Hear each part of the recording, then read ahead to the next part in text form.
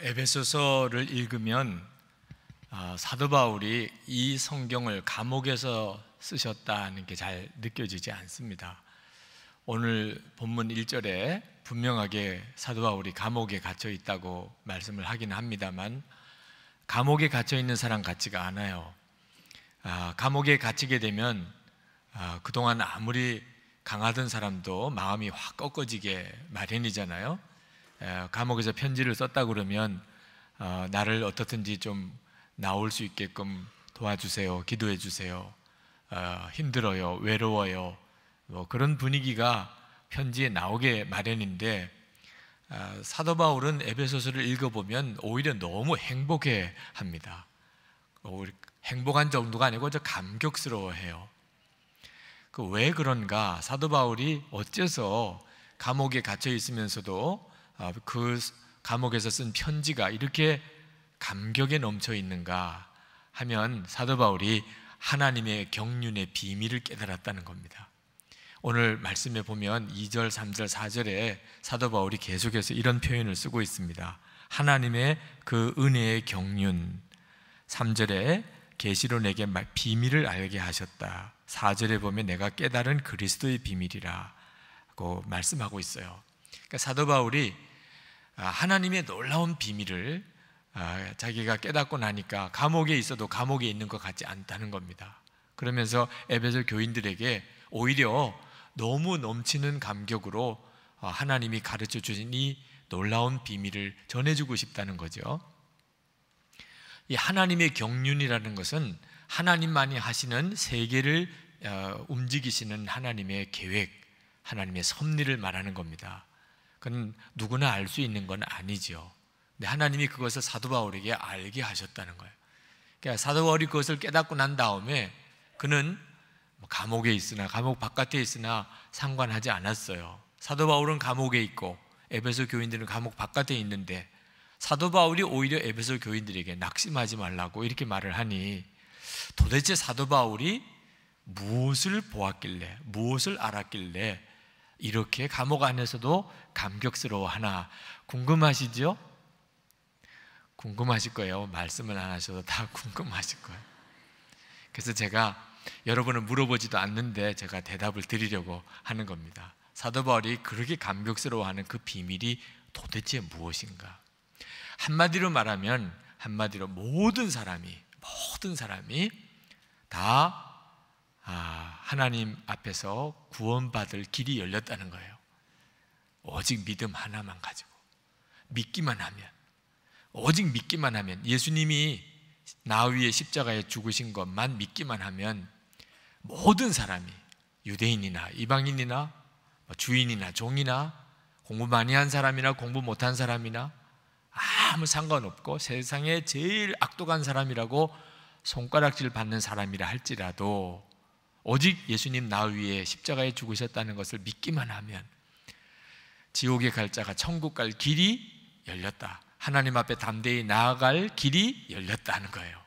12절 말씀에 보면 그를 믿음으로 말미암아 담대함과 확신을 가지고 하나님께 나아감을 얻느니라.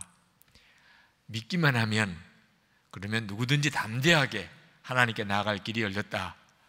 이거 엄청난 메시지예요. 그렇죠? 여러분들이 그 엄청난 메시지를 듣고도 안 놀라는 것도 그것도 엄청난 일이에요. 네. 여러분들이 별로 안 놀라는 데는 이유가 있어요. 처음 들은 게 아니니까. 너무 많이 들었던 내용이라 이제 여러분들에게는 이 메시지가 익숙해졌어요. 예수님을 믿기만 하면 누구나 다 구원받는다는 내용이 이제 익숙해져서 여러분들이 별로 안 놀래고 있는 거지, 사실은 이건 엄청난 메시지예요. 메시지가 예수님을 믿기만 하면 다 구원받는다라는 이 놀라운 복음이 아직까지도 제대로 이해되고 있지 못한 분들도 있어요. 들어본 적은 있지만 그게 얼마나 놀라운 메시지인지를 모르고 있는 거죠. 마귀는요, 이 복음에 의해서 완전히 KO 당하고 말았어요. 마귀는 이 복음 때문에 완전히 꺾어졌어요. 사실은 마귀는 말입니다, 상성도 못했어요. 이런 복음이 있으리라고는. 마귀는 이제는 모든 인류는 다 내 손아귀에 있다. 한 사람도 예외가 없어요. 한 사람도. 마귀의 손아귀에서 빠져나갈 사람, 다시 말하면 지옥 가지 않고 천국에 갈 수 있는 사람은 마귀가 생각하기에는 한 사람도 없어요. 한 사람도. 왜? 다 죄인이니까. 아담과 하와가 선악과 따먹고 난 다음에 모든 인류는 다 죄인이에요. 그 본성 속에 죄가 들어왔어요. 죄 안 지을래야 안 지어질 수가 없어요. 그러니까 마귀는 모든 사람을 지배하고 왕노릇하고 마귀의 지배 아래 사람은 살 수밖에 없었어요. 죄 안 짓고 싶어도 노력해도 안 돼요. 율법을 알아도 안 돼요. 돌을 닦아도 안 돼요. 자기 자신이 죄인인 걸. 그래서 마귀는 하나님도 어떻게 할 수 없다고 생각했어요. 이제 사람들은 다 내 차지다 그랬는데 세상에 모든 사람, 그것도 몇 사람도 아니고 모든 사람이 다 구원받을 길을 하나님이 열어놓으신 거예요. 예수님이 모든 인류를 위해서 십자가에 달려 피 흘려 죽으시고 그리고 부활하심으로 우리들은 한 일이 아무것도 없어요. 우리가 뭐 잘 살아보려고 노력한 것도 아니에요. 오직 하나님이 다 이루어 놓으셨어요. 예수님께서 십자가에 달려 피 흘려 죽으심으로 이제 누구든지 그 예수님이 하나님이 나 위에 보내주신 구주라고 믿기만 하면, 나 위에 죽으셨다고 믿기만 하면 그러면 다 구원받게 됐어요. 모든 죄가 사함받게 됐어요. 그러니 사도 바울이 마귀가 정말 기절초풍할 노릇이죠. 여러분, 한두 사람도 아닙니다. 반도 아니에요. 온 인류의 반이 구원받았다고 그래도 이건 깜짝 놀랄 일인데 모든 사람이 다 구원받았다는. 사도 바울은 이 놀라운 비밀을 깨닫고 이방인들에게도 달려갔어요. 왜냐하면 그 말은 이방인들에게 구원의 문이 열렸다는 뜻이거든요. 이방인들에게. 사도 바울 당시 때만 해도 구원은 유대인들만 받는 줄 알았어요.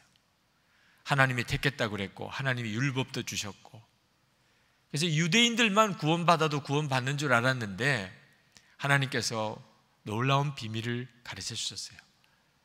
율법도 모르고 하나님도 모르는 모든 이방인들에게도 예수님만 믿기만 하면 구원받는 문을 하나님이 활짝 열어주셨어요. 사도 바울이 이 이방인들에게 이 복음 전하라고 하나님 나 부르셨구나 깨닫고는 그 다음에 학문적인 명예, 사회적인 지위 전부 배설물처럼 다 버리고 이방인들에게로 복음 전하라고 달려나갔어요. 오늘 1절 말씀에 이러므로 그리스도 예수의 일로 너희 이방인을 위하여 갇힌 자 된 나 바울이 말하거니와. 사도 바울은 이방인의 시대가 오는구나, 하나님께서 예수 그리스도의 십자가 복음을 주신 것은 이제부터는 유대인, 이방인 이제 차이가 없어졌는데 이방인들은 이건 뭐 세상 땅끝까지 엄청난 사람들이에요. 그 이방인을 위해서 하나님이 나를 가라고 하시는구나. 6절 말씀을 보실까요? 이는 이방인들이 복음으로 말미암아 그리스도 예수 안에서 함께 상속자가 되고 함께 지체가 되고 함께 약속에 참여하는 자가 됨이라. 얼마나 놀랍고 충격적인 메시지인지 몰라요. 그런데 이것 때문에 핍박이 엄청나게 일어났어요. 그때 당시에 유대인들에게는 이 메시지는 받아들일 수 없는 메시지예요. 유대인들하고 이방인이 같다고, 다 구원의 기회를 얻었다고, 하나님이 다 구원해 주신다고, 그런 복음을 전하는 사도 바울을 유대인들은 죽이려고 했어요. 그래서 사도 바울이 옥에 갇힌 겁니다. 유대인들이 죽이려고 하니까 사도 바울이 가이사에게 재판을 받겠다고 해서 이제 감옥에 갇혀서 재판을 받을 준비를 하고 있는 거예요. 이방인들에게 복음이 열린 것을 증거하는 일을 위하여 사도 바울은 감옥에 갇히기까지 했고, 또 이 복음 전하는 사도 바울을 죽이려고까지 했을 만큼 충격이었어요. 모든 사람이 다 예수 믿기만 하면 구원받는다는 것은 이건 상상할 수도 없는 일이었어요. 그래서 하나님의 경륜이라 그리스도의 비밀이라고 말한 겁니다. 이것은 구약에 있는 선지자들도 또 누구도 모르는 일이었어요. 하나님이 가르쳐주지 않았어요. 예수님의 십자가 사건 이후에 비로소 이 완전한 복음의 비밀을 계시해 주신 겁니다.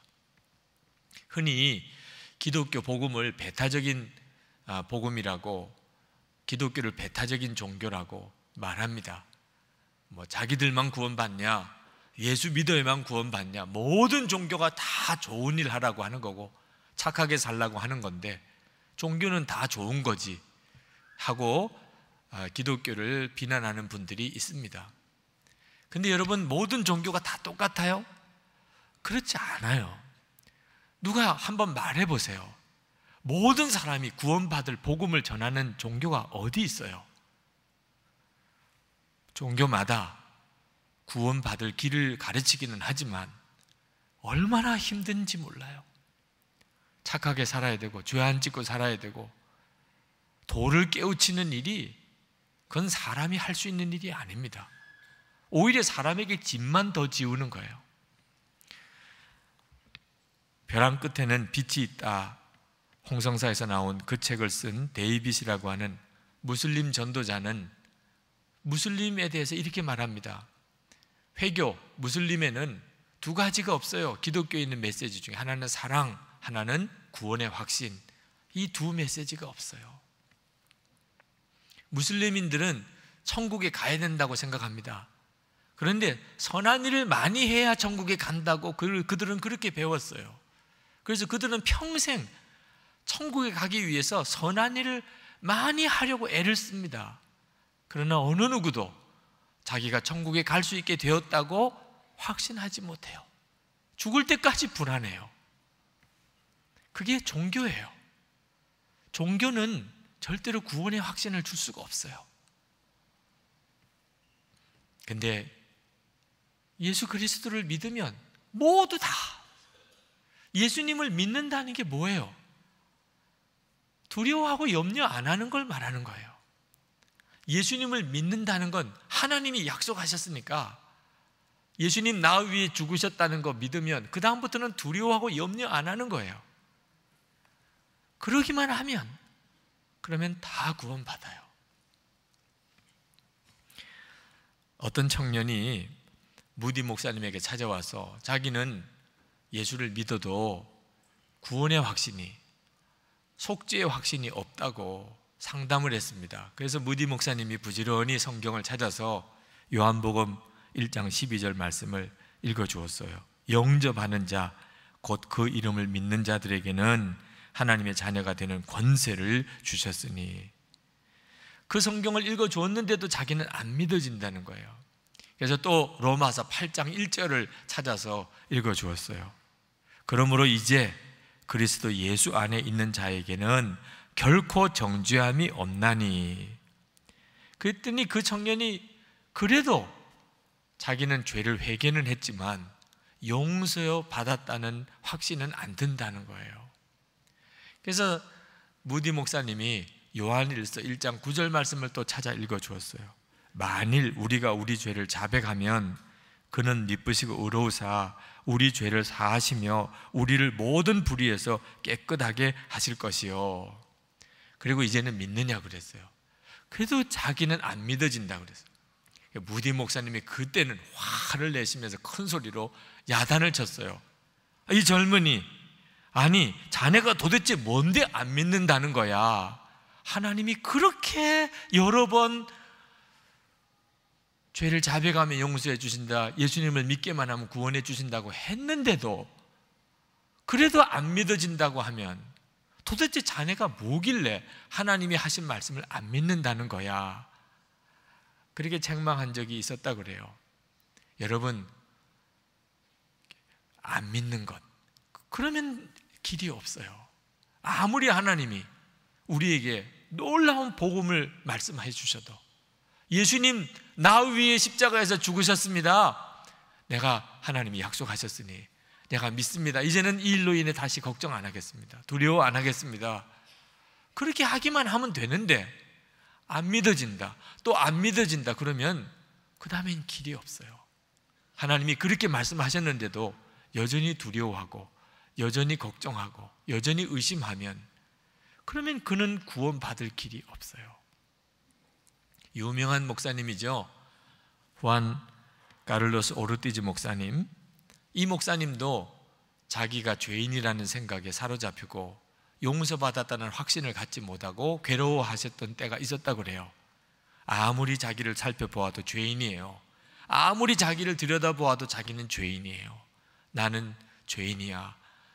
그렇게 고민하다가 병이 들었어요. 극심한 편두통에 시달렸습니다. 그런데 어느 날 그가 성경을 읽는데 하나님께서 우리의 모든 죄를 사하시고 라고 하는 말씀을 읽다가 하나님의 음성을 들었습니다. 하나님이 우리의 모든 죄를 사하시고 나는 내가 알지 못하는 죄까지 다 알고 있는 하나님이야. 그런데 내가 너를 용서했어. 근데 왜 너는 너 자신을 용서했다고 받아들이지 못하는 거니? 너는 나보다도 더 거룩한 자냐? 하는 말씀을 그가 마음에 듣고 그리고는 하나님 앞에 꼬꾸라졌어요. 아, 내가 나 자신을 보아서 용서받았다 안 받았다 할 수 있는 게 아니구나.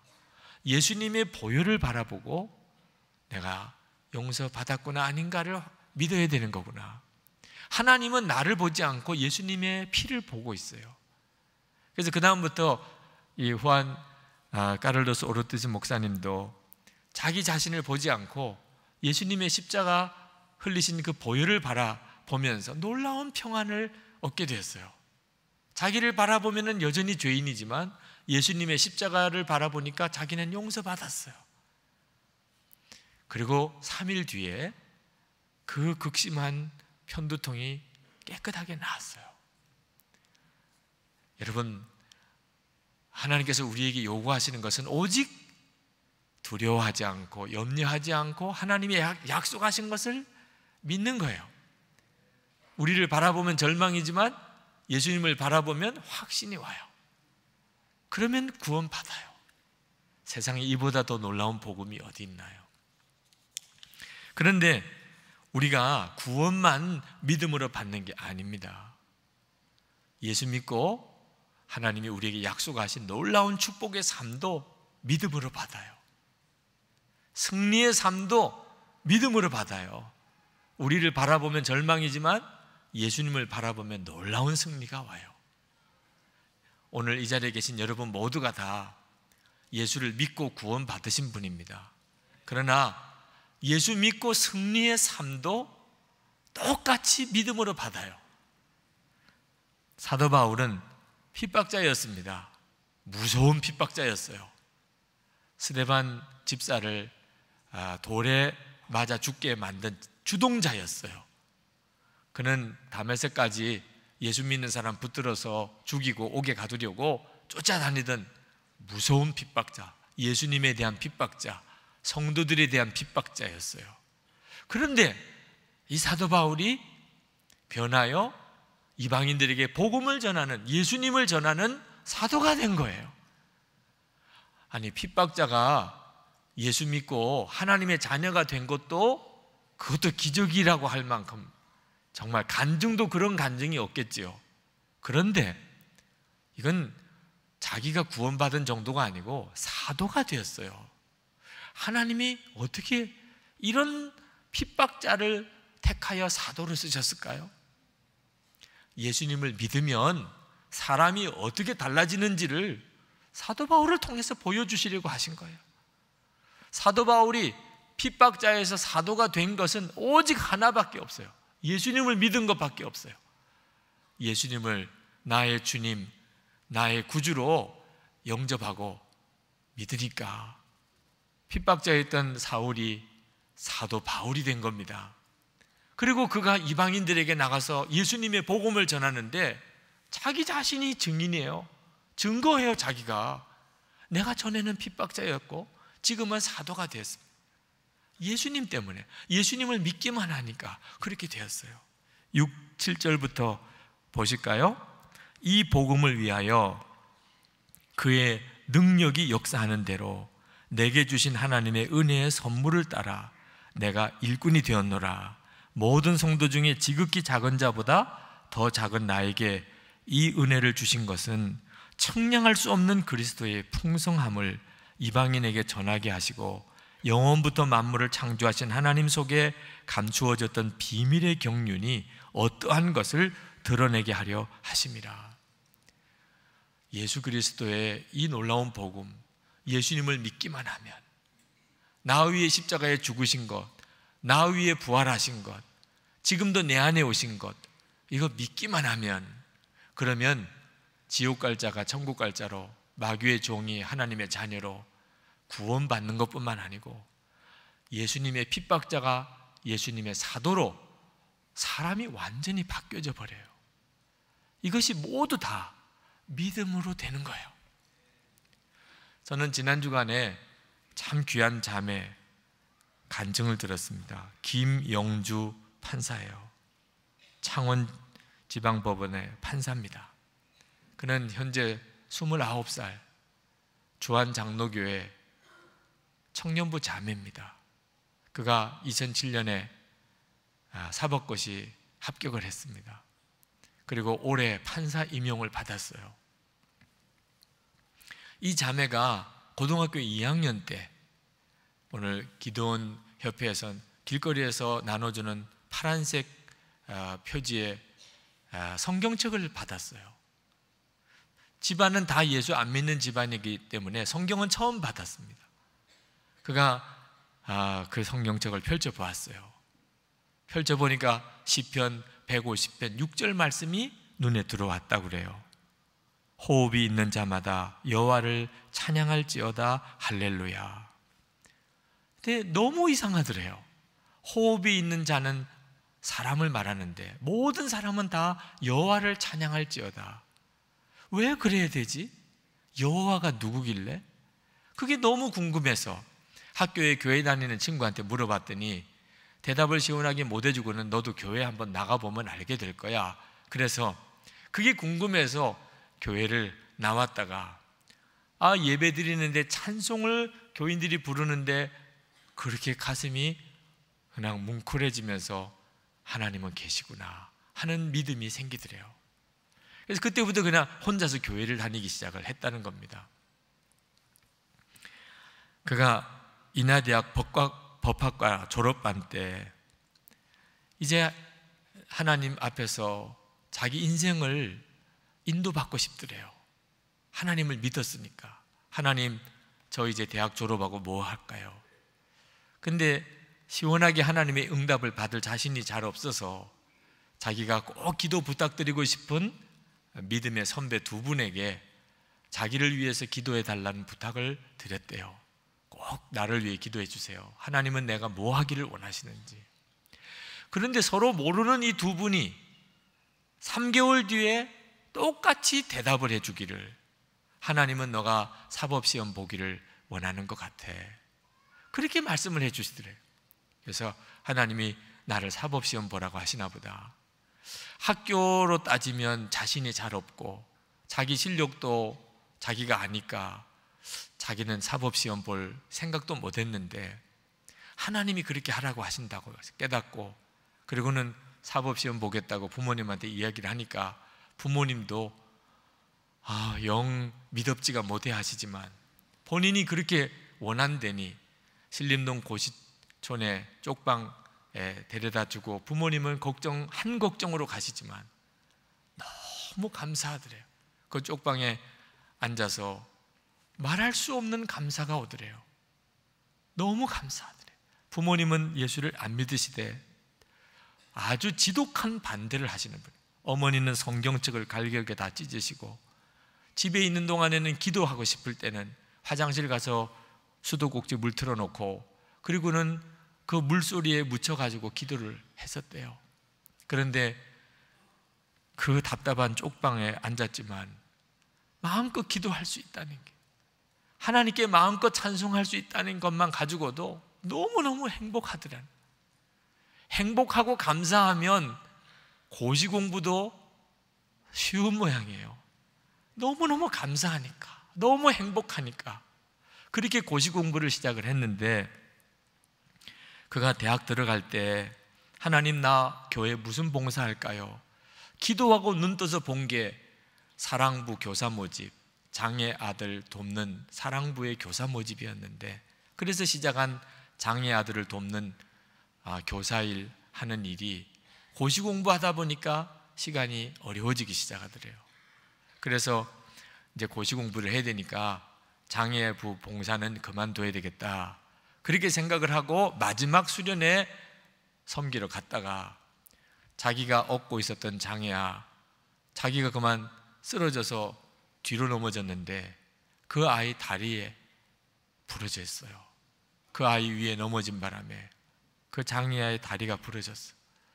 얼마나 놀랐는지.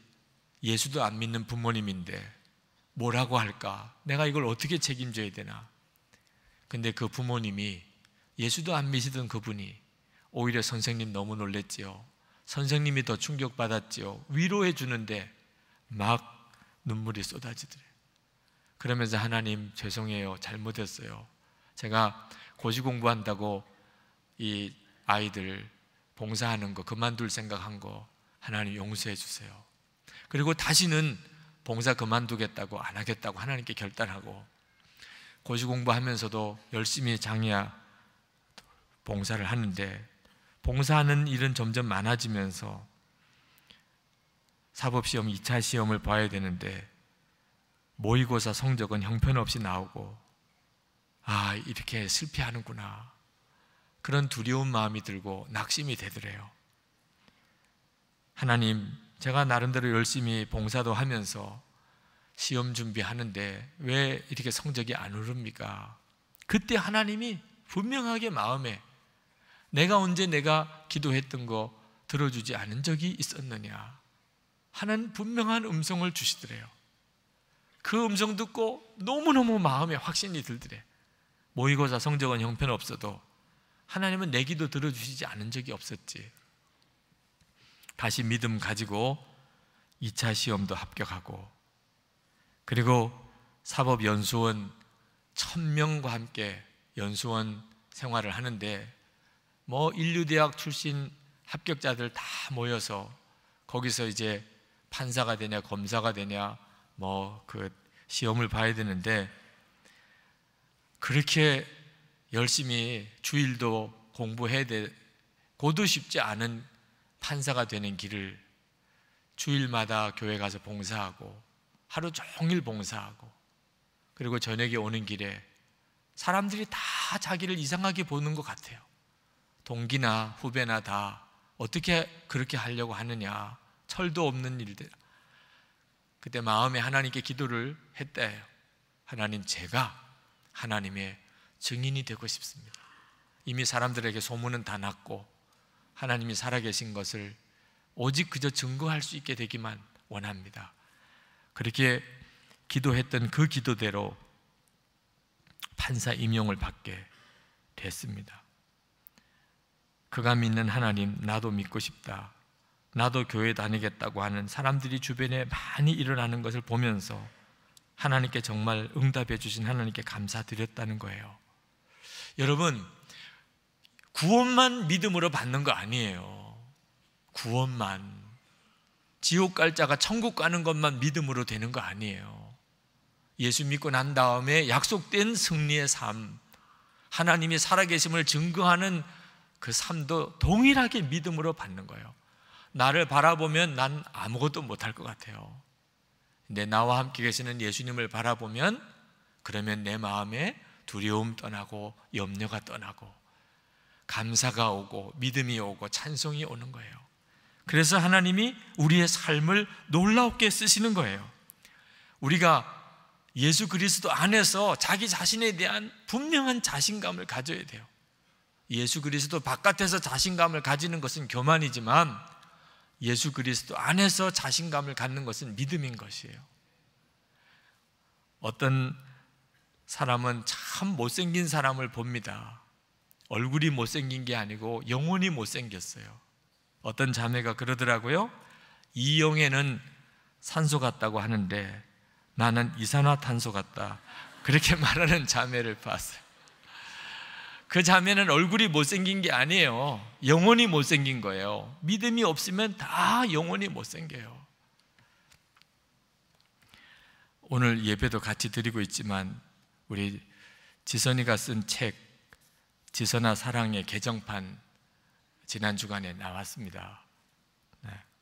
뭐 제목은 똑같은 지선아 사랑에이지만 책은 많이 다듬어졌더라고요. 추천사 써달라고 그래서 제가 원고를 다시 쭉 봤어요.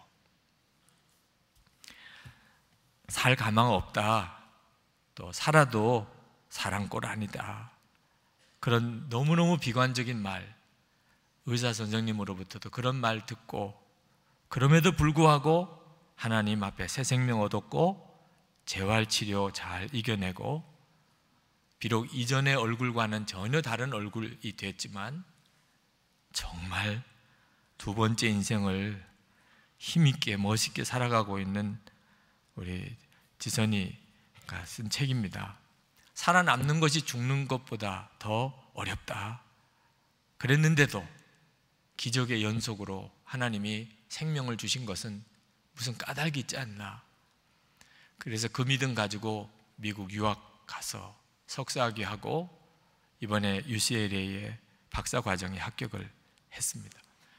정말 자기처럼 절망 가운데 있는 사람들에게 삶의 희망을 주는 일을 위해서 살고 있어요. 너무너무 놀라운 삶을 살고 있어요. 지선아 사랑해라고 하는 책 제목은 지선이의 신앙 고백입니다. 신앙 고백이에요.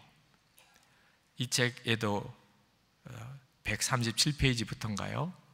거기에 안녕 지선아라고 하는 챕터, 제가 처음에 이 책을 보았을 때 그 챕터 읽으면서 울었어요. 자기 얼굴을 거울에 비추어 보는 것이 너무너무 두려웠다 그래요. 자기 지금에 있는 이 모습을 그대로 본다는 것이 도무지 감당할 수가 없는 어려움이었대요. 대부분 이제 지선이 같은 경우가 되면 여기서 다 무너지는 거죠. 그런데 그때 기적이, 믿음의 기적이 일어났어요. 지선이 마음 안에 하나님 나 사랑하시잖아, 그 투병하는 중에 하나님이 계속해서 주셨던 말씀이 사랑하신다, 지선이를 사랑하신다, 그걸 믿었어요. 그리고 생명 주신 하나님께 감사했어요. 그때 하나님이 나 사랑하시는 그 사랑하심에 대한 믿음이 지선이를 붙들어 주었어요. 하나님 나 사랑하시면 나도 나 사랑해야지. 옛날의 얼굴도 내 얼굴이지만 지금의 얼굴도 내 얼굴이잖아. 지금 있는 이 모습 그대로 하나님 나 사랑하시면 나도 나 사랑해야지. 그래서 그가 자기 얼굴을 거울에 볼 결단을 해요. 거울에 비친 자기 얼굴을 볼 결단을 합니다. 그리고 거울 앞에 서서 자기 얼굴을 보면서, 그러면서 손을 들어서 자기에게 했던 말, 안녕 지선아 라고 했던 그 고백, 제가 그 부분 읽으면서 어떻게 그럴 수 있었을까 싶었어요. 근데 그 작은 믿음, 하나님 나 사랑하시는데 나도 나를 사랑해야지, 그 작은 순종 하나가 위대한 삶을 만들어냈어요. 지난 10년 동안 정말 엄청난 역사를 이뤄냈어요. 수많은 사람들이 도전받고 회개하고 변화되고 새 삶의 용기를 얻었어요. 이 책 속에 지난 10년의 고난이 가르쳐 주었습니다. 삶은 선물입니다. 지난 10년의 삶은 지선이에게는 사실 말할 수 없는 고통이기도 했어요. 그런데도 그가 고백했어요. 삶은 선물입니다. 하나님의 선물이에요. 그러면 하나님의 선물이 아닐 사람이 누가 있어요? 이 고백이 수많은 사람을 살려내요. 다시 일으켜내요. 제가 인터넷에서 글을 보니까 어떤 분이 그렇게 썼더라고요. 이렇게 말해도 되려는지 모르겠어요. 살아줘서, 이렇게 예쁘게 살아줘서 고마워요. 이 책을 읽고 그렇게 고백했더라고요. 지난 10년 동안 지선이에게 너무너무 감사하다고. 여러분, 승리의 삶도요, 믿음으로 오는 거예요. 구원만 믿음으로 얻는 거 아니에요.